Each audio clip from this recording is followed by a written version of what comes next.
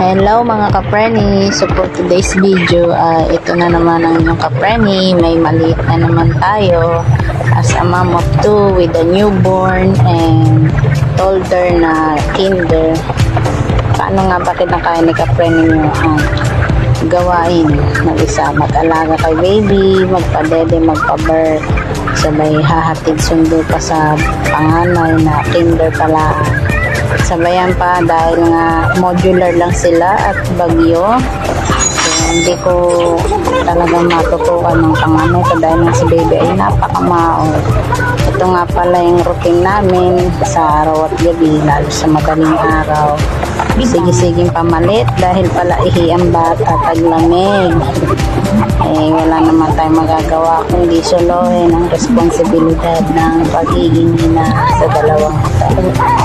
So ayan nga, dahil sobrang maoy niya, ay pinagpapahinga ko naman siya at mabilisan na talagang galaw. Pinas forward ko na nga rin yung video dahil nga talagang kailangan ay mabilisan at kakabagay naman ng bata pag pinagala. Ay nga, pag sobrang matagal lang pag-iya kung malakas, aliw-aliwin para tumaan. At kaya ngayon ako na yung nanay, masasabi kong hindi talaga ganun kadali ang pagiging ina. Salamat na nga lang sa mudra ko kahit huli na dahil natulungan niya ako sa pag-aalaga ng panganay ko. Pangalawa, pangatlo, hindi niya na ito inabot. Kaya naman, enjoy na lang natin ang pagiging nanay sa mga batang ito.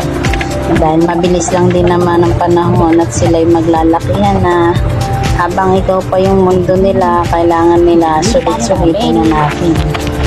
Mahirap man sa araw-araw, pero kakayanin by the grace of God. Binibigyan pa rin ako ni Lord ng gabay para maging malakas. Kahit laging puyat, kahit na kakarangkot lang ang tulog, ay kayang-kaya makasurvive sa araw-araw. Papa, thank you Lord ka na lang talaga dahil puro lalaki ang binigay sa iyo. Paano pa kaya kung tatlo na silang kundi na walang isa, ay talagang magulong bahay. Ari pa nga lang dalawa sila si kuya ko nga pala dyan, si kuya Ian ay tulog na kasi ito'y alas 3 na ng madaling araw. Napakaingay dahil pala'y basa ang kanyang tuwid, nagpupo, kaya naman kailangan din palitan sa oras na iyan. Pero ayaw talaga yung patigil. Sige, ngawa ang bata. Paano ba naman kasi pagka umaga, maghapon natutulog, tapos sa magdamag naman, putol-putol na yung tulog. Kaya ito, si mama ang magsasaper. Hindi na pwedeng sasabayan ko siya ng tulog dahil pag siya itulog, talagang may mga sinasaglit din ako na mabilis ang gawin para sa sarili ko, hindi mapabayaan. Kahit hila-hilamos muna, toothbrush, kain, lahat 5 minutes, lalo na po pagka yung magpupups ka, talagang mabilisan dahil nga walang bantay si baby. Kailangan bago pa siyang magising o mag-inat-inat dyan ay tapos na si kapreni niyo.